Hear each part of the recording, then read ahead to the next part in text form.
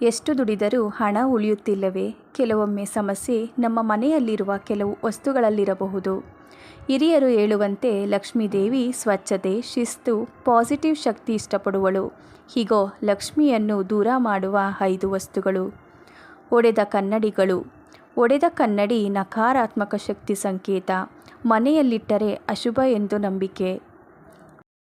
ಹಾಳಾದ ಅಥವಾ ನಿಲ್ಲಿದ ಗಡಿಯಾರ.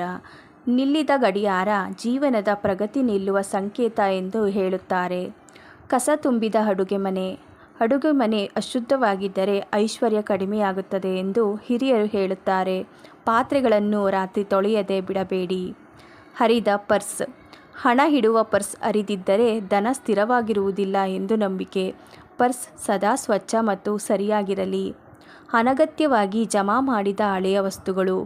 ಬಳಸದ ಹಳೆಯ ವಸ್ತುಗಳು ನಕಾರಾತ್ಮಕ ಶಕ್ತಿ ಹೆಚ್ಚಿಸುತ್ತವೆ. ಅವುಗಳನ್ನು ದಾನ ಮಾಡಿ ಅಥವಾ ತೆರವುಗೊಳಿಸಿ.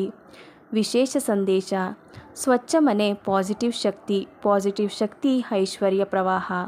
ನೆನಪಿರಲಿ, ಲಕ್ಷ್ಮಿ ಕೇವಲ ಹಣವಲ್ಲ, ಆರೋಗ್ಯ, ಸಂತೋಷ, ಕುಟುಂಬದ ಶಾಂತಿ ಇವೆಲ್ಲವೂ ಲಕ್ಷ್ಮಿಯ ರೂಪವೇ.